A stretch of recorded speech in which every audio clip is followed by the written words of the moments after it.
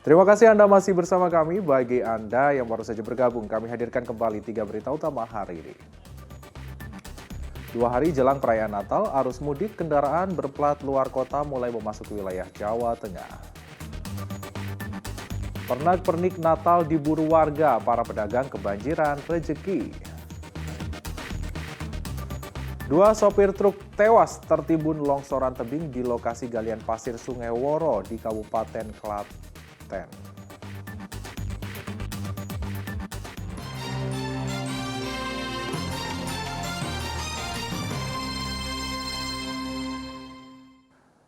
Dua sopir truk tewas tertimbun longsoran tebing Sungai Woro setinggi 75 meter di daerah Kemalang, Klaten. Keduanya tertimpa longsor saat mengangkut material pasir.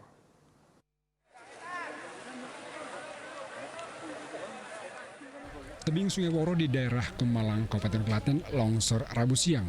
Dua sopir bersama truk tidak sempat menyelamatkan diri sehingga tertimbun material longsor.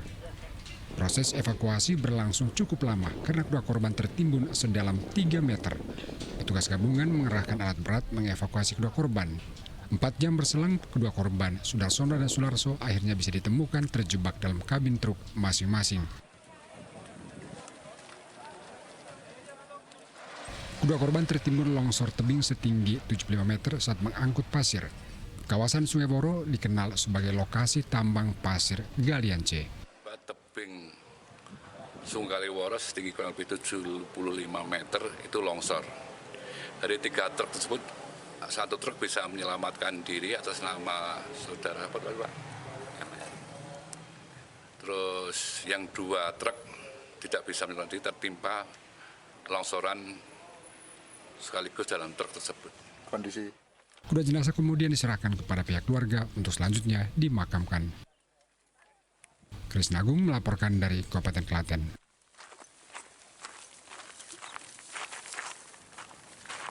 Badan Narkotika Nasional Provinsi Jawa Tengah mengungkap peredaran narkotika di tempat hiburan malam di Kabupaten Pemalang dan Pekalongan. Petugas masih menyelidiki dugaan pengelola menyediakan narkoba untuk para pengunjung.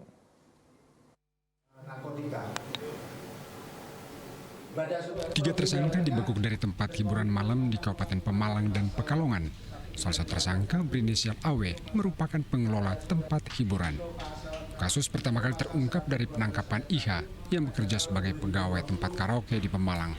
Petugas menyita barang bukti sabu-sabu seberat 2,6 gram dan ganja setengah gram. Dalam pengembangan, petugas BNN Provinsi Jawa Tengah meringkus pegawai karaoke berinisial BK dan pengelola karaoke berinisial AW di Kabupaten Pemalang. Berdasarkan pemeriksaan, tersangka AW ternyata pemain lama. Ia pernah tersandung kasus narkoba tahun 2020 bersama artis Andi Novitalia alias Vitalia Sesa yang sudah menjalani penjara selama 1 tahun 8 bulan.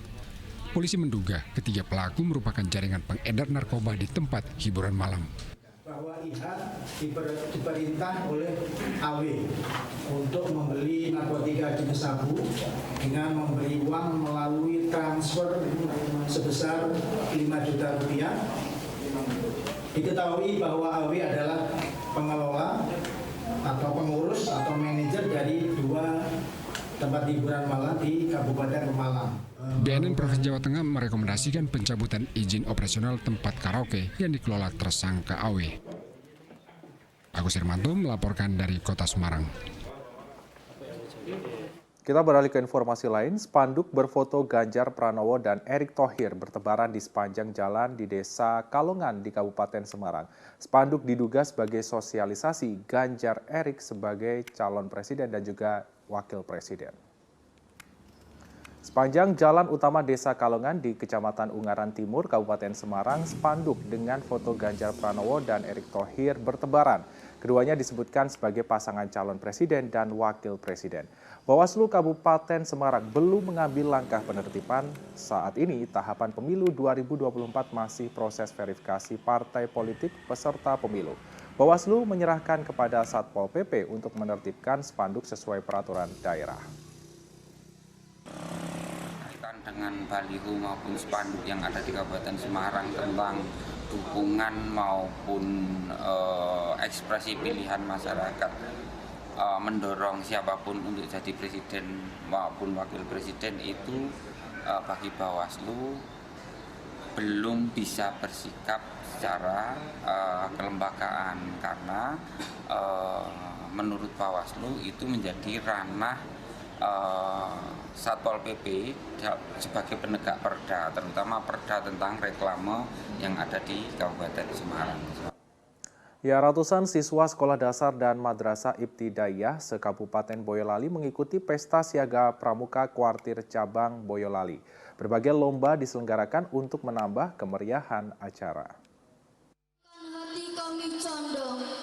Seperti inilah keseruan ratusan siswa sekolah dasar dan madrasah Ibtidaiyah se-Kabupaten Boyolali saat mengikuti pesta siaga pramuka yang digelar di SMPN 2 Wonosegoro, Kabupaten Boyolali.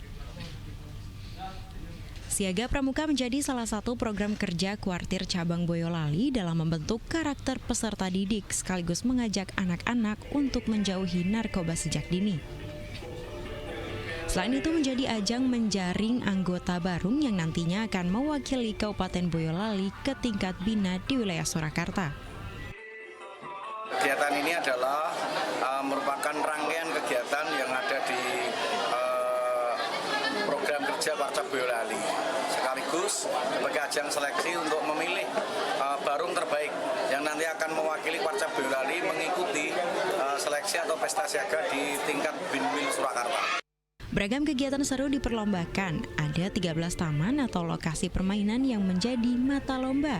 Mulai dari taman bertema keagamaan, taman ketupat, taman gerak dan lagu, taman peta, taman bola pantul hingga taman kebersihan lingkungan. Peserta senang bisa meramaikan pesta siaga pramuka tahun ini karena bisa menumbuhkan kedisiplinan. Karena biar semangat, terus dan lebih disiplin, dan ingin mendapatkan prestasi yang lebih bagus. Pesta siaga pramuka berlangsung tiap tahun untuk menambah semangat belajar anak-anak dalam meraih prestasi. Yulianto melaporkan dari Kabupaten Boyolali.